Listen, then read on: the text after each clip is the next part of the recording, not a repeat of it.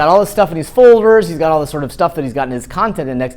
The key thing is like, how do you actually take all of the content you have and start to port it into that? And that's really what you're going to do with this technique called the inventorying.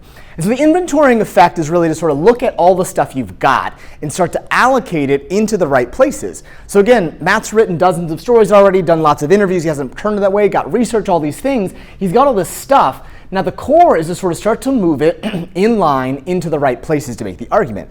So if Matt's making the argument about one of the things that people who have sort of, they love themselves before they start to try and date other people, is they value their time. And so maybe he wrote a story about someone or had an interview of those people that did it or some research. He now needs to take that stuff and allocate it into the place where he can make that argument for the chapter. So he may combine an interview that he had, maybe he hasn't written up yet, but he has another story that he's written up, a personal story, some research. Now he's got some stuff here, and that's how we start to move in terms of building out the overall structure of the book.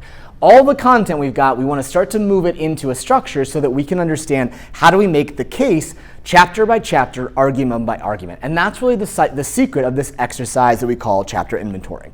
So that's what we're going to do tonight, is talk about how you create a chapter inventory. And I think that's sort of key to what sort of Audrey raised as well. Audrey has done her positioning call and had a really clear sense of where she wants the book to go. She's got the content, the research, all these pieces. Sort of many of you will say, hey, I want to actually start to write chapters and start to write arguments. This is the best way to start that, is by sort of starting by saying, all right, what do I want to be in my chapter before I start to write your chapter? Same thing as we saw with stories. You want to make sure that before you sit down with a blank page and say, gosh, how do I make an argument about valuing time? Well, instead, you want to say, how do I sort of pull from the content I have to sort of provide the base behind that argument? Remember, every chapter is an argument. That argument is basically saying, I am going to show you that this is the answer, this is the definition, this is what I believe. Now, to do that one, you have a set of sort of facts and evidence you bring to it.